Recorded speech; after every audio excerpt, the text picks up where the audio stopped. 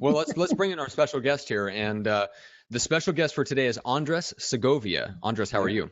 yeah, I'm all right. How are you guys doing? Very, Awesome. very good. So I actually decided to just mess around with recording videos online, and BlackBerry is what got me noticed. All I did was I tried to be a little flashy with some editing, but then the video that generated nearly 200,000 views as of this recording is a comparison of the last generation BlackBerry 10 device, the proprietary software by BlackBerry, and then this guy, BlackBerry's first Android, which is a slide up that has a keyboard on it. Oh, So wow. I compare both of them together, and that's the one that till this day people are still active in the comments talking about it. That put me on the map, and like, you know what, I think I could do this tech stuff. So as I started hitting stride for what I call season 3, you ask me when I sleep, I can't actually do this all the time, right? So I try to do it seasonally, like every 6 or so months.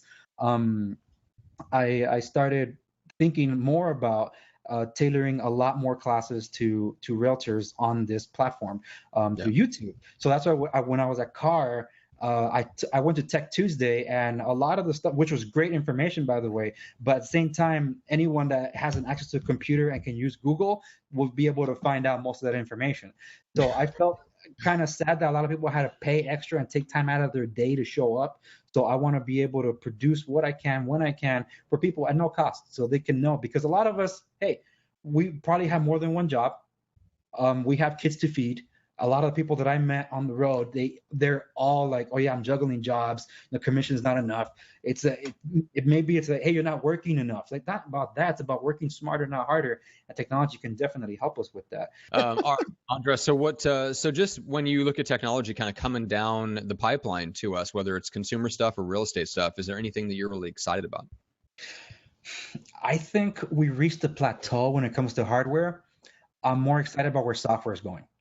Hmm. So with a lot of these antiquated platforms to develop software being like they're being shoved out the door to give way for other platforms. For example, in browsers, Chrome was one of the first to actually use HTML5, which makes apps like the one we're using to conference this possible. I'm more excited about software really, and because hardware, how much more can you do to a phone? Really, it's just a Right. rectangular slab at the end of the day, unless you do something like Samsung and put a pen in it, so long as it doesn't explode. I had one of those phones. I replaced it, and the second one was recalled too. I was so sad. I'm still sad, but yeah. Really? Anyway, But you're not maimed, so that's a good but thing. I'm not maimed. No, what really changed my mind was when my 1-year-old picked up the phone, brought it to me. It's like, oh heck no, I don't want the thing to blow up on you. I'll never forgive myself. So, but I am excited about the virtual reality aspect of everything. Now, drones, yeah, they've been around for some time. There's still that ethical issue, just like with the glasses. I will love to see that stuff implemented, but until then, technically, you can do some of that stuff today. Like, there's something called Samsung Gear VR. If you have a Samsung phone, you can put it in this VR pack, Oh yeah. and you can do the 3D maneuvering in an augmented reality state. Another one would be something very cheap. It starts at $15, and it's literally made out of cardboard. It's called Google Cardboard, and it's supposed to work with Apple products too. Like for example, a YouTube video that our construction company was putting up for our first 360 presentation of a renovation that we did in Lawndale. If you had Google Cardboard, you can put your phone in there and move around, and you can see it in that augmented space.